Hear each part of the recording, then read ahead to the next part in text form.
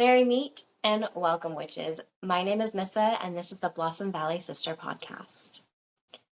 It's February, and we are 1 week out from Valentine's Day. I have tiny hearts on my shirt, which you can't see if you're listening to this as a podcast, but I also post the video to YouTube and upload the transcript to Substack. As a 34-year-old widow, Valentine's Day isn't an easy day for me. I had a forever Valentine. Until 3 years ago, I hadn't even been single on Valentine's Day since I was 18. And now I don't expect I'll ever have a Valentine again. Instead of expecting roses from my husband, I'm going to be bringing a bouquet to his grave. So if you're feeling alone on Valentine's Day, you're not alone in that feeling. I thought I would share a few witchy ways to find some fun and celebrate an otherwise difficult day. We have to start, of course, with February 13th, Galentine's Day. And when I say gal, it's a girls, gays, and theys situation. But if you want to be more gender inclusive, Palentine's Day works just as well, of course. Spend the day celebrating your friends.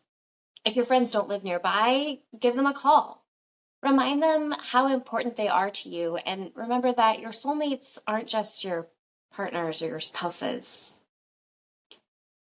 You see a lot of really elaborate, aesthetically pleasing rituals online.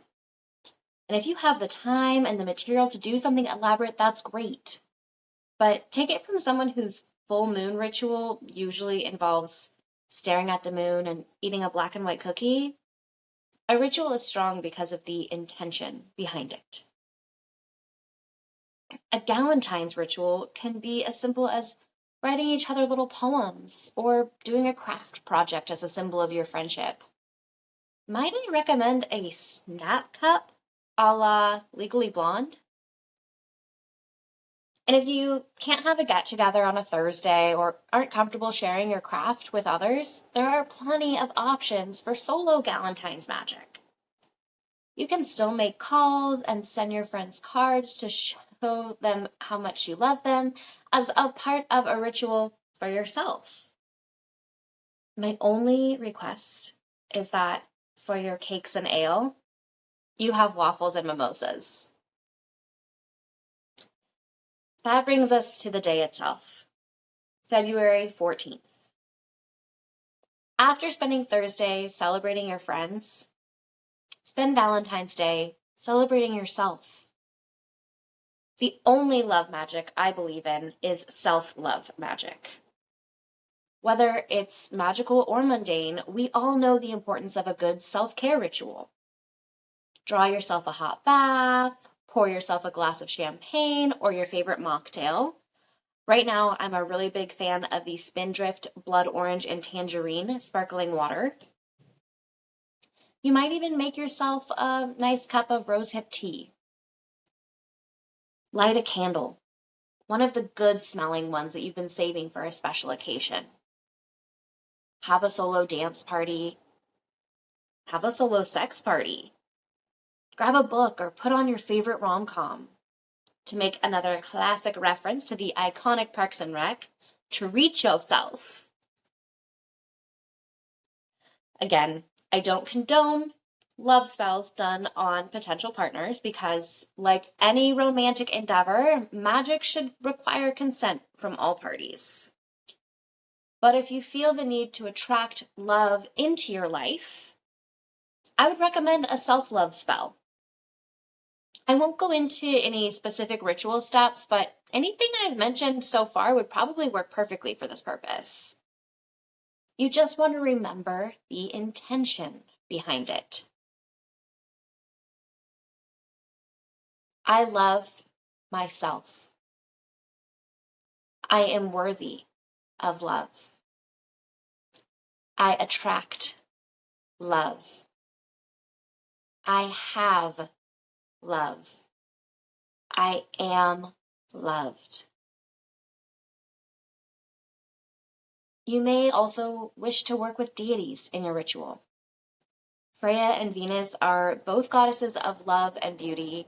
Valentine's this year falls on a Friday, and Fridays, Freitag, Viernes, Venervi, are associated with both of these goddesses. But maybe you're like me. I had love, now it's gone, and I'm not looking to find it again. So why not take a page from that popular social media post, get rid of Valentine's Day and replace it with a second Halloween, and celebrate Valoween. The person I love most in life is dead. So you might say I'm a little bit in love with death. My year-round home decor involves a lot of skeleton couples. I could choose to be depressed and sad on Valentine's Day, and yeah, I'll probably cry a bit. Maybe a lot. But I can also lean into the macabre. People ask why I like horror movies so much. Isn't real life horrifying enough? Yes, exactly. That's why I love escaping the real world for a lighthearted demonic possession. Now, my tried and true Halloween tradition is Anna Biller's The Love Witch.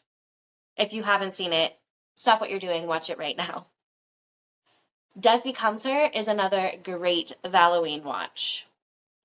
There are so many great horror romance films out there, but the campier the better, in my opinion. Or, oh, you know what would be an excellent Halloween binge? The Haunting of Bly Manor. However you decide, or not, to observe the love holiday this year, remember to practice radical self-love and take care of your heart. Thank you for joining me on this journey as we explore the space betwixt and between the magical and mundane. Stay tuned and stop by on the 7th for another chat with me, Sister Missa. Blessed be.